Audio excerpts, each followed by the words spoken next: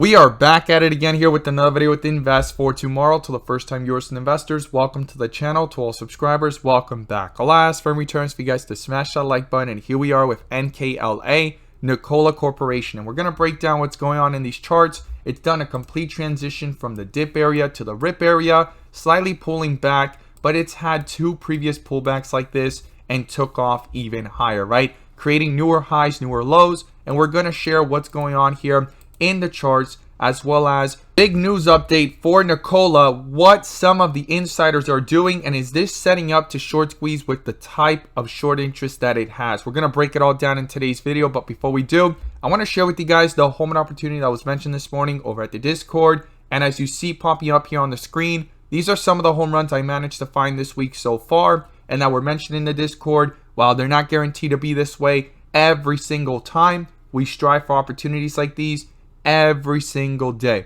So the home run of the day was spectacular and beyond expectations. And if you guys want to know about these stocks early on in the pre-market and receive this edge and clarity over the charts with our 42 vision indicators and getting connected to our bots, check out the link down below in the description to the Discord. And by joining, you'll become part of a growing community of investors all looking to learn and grow together. So the home run of the day was from our SPY bot. It sent out a bear indicator at 9:35 a.m. hours before the whole entire meeting that actually Jay Powell was speaking today. So this sent out a bear indicator way in advance to prepare us for the opportunity that was ahead, and put options went up 500% plus within hours, guys. If you guys want to receive this edge and clarity over the charts, check out the link down below in the description to the Discord. We look forward to having you join us, and we strive for opportunities like these every single day. Let's jump into these charts. So here we are with NKLA, Nikola Corporation, and as I stated earlier in the video, full transition on 42 vision from the dip area to the rip area, trying to find support here, and it's a very interesting level, and I'm going to share with you guys why in today's video. But let me pull up the bull and bear indicators, which you can now gain access to as well. The link is down below in the description to the 42 vision indicator, getting connected to the SPY bot, our QQQ bot, newly released Tesla bot, and we have other bots on the way so that you can receive the clarity and edge that you deserve within the volatility of the markets to maximize on opportunities. And you can now join the members using these resources to maximize in either direction by receiving this clarity and edge over the charts. And in today's video, I'm going to pull up the inflow versus outflow indicator, which adds that extra layer of confirmation and gives us that edge within the volatility. So here we are with NKLA. It's under a bear indicator on the 30-minute, and the outflows got crossed, right? Super important. It broke down below 616 when it got that bear indicator, and the outflows had actually started to pick up a little bit before that around the 620 range. But what's very interesting is it's holding itself up above 580s. The reason why that level is so important is because insiders that have not bought NKLA in years since it went public actually recently bought this week at around that level. On the 24th is when the information got registered and made public. Very interesting enough, right around that area. And as it's going up, right in the aftermarket hours, and as it was going down, right around that area, that price point is where the stock was at the 580s on the 23rd, on the 24th, found support both times, popped up, and the question mark is, will it find support above that again? That's the key thing I'm watching going into next week. Also, these inflows, they need to get crossed. It's going to be very important for these inflows to go ahead and get crossed, break above it, and actually find support at newer highs to break through resistance levels. I think that's going to be important as well. I'm going to be watching that.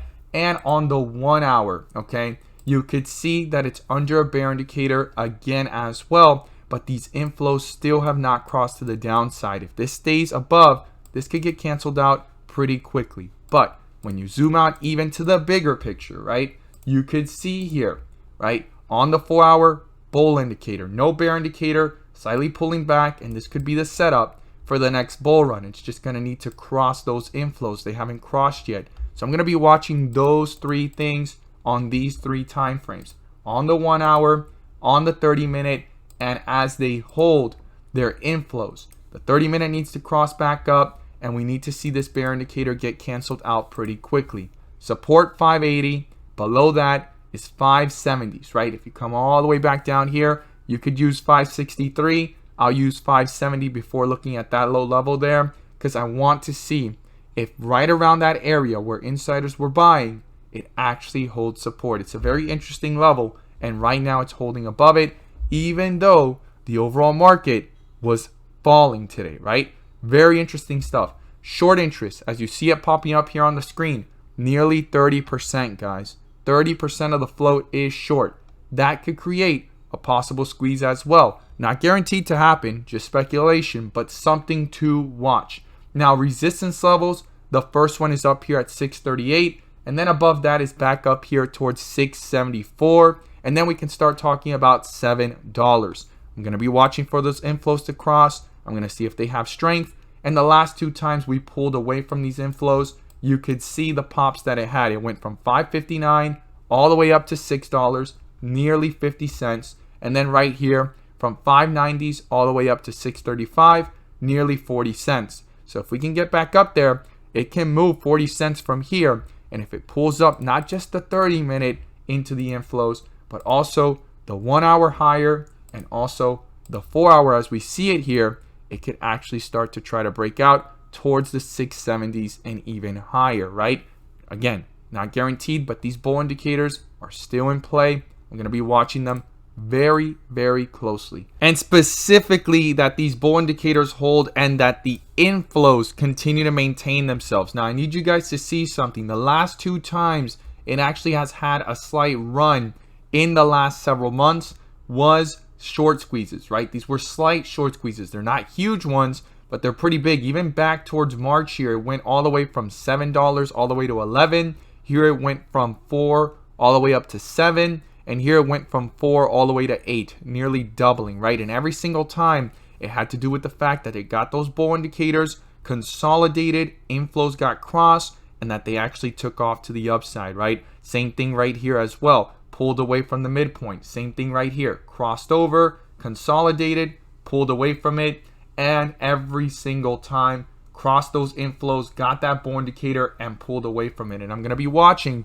if it could staircase itself back up, cross over it, and pull away from it in the next few days. Again, not guaranteed, but I'm going to be watching for that behavior. And just because it previously moved like that, and it's not guaranteed to move that way just because it has before, but something to watch closely, especially once these bull indicators pop up and it crosses the midpoint. Now, as you see there on the short interest data that I showed previously, I underlined the days to cover and the short interest data, right, of the float. 30%, but also the days to cover is 8, above 8. That is pretty high, guys. If shorts get squeezed out of their positions, that days to cover does not give them the flexibility to just cover and re-short. They have to cover and stay covered at a much longer rate, and it's much more complicated for them to be able to re-short right after they covered their positions, turning these bears and shorts from bears to bulls by the pressure that the charts are showing. Again,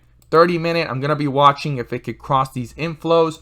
The 1 hour is still strong, even though it got a bear indicator. And in the bigger picture here on the 4 hour, it got a bull indicator. And I'm going to specifically be watching if it could cross over and start pulling away from the midpoint like it has done before. And that's when things start to get moving. As always, guys, thank you guys so much for watching. I look forward to seeing your thoughts down below. And let's make some money.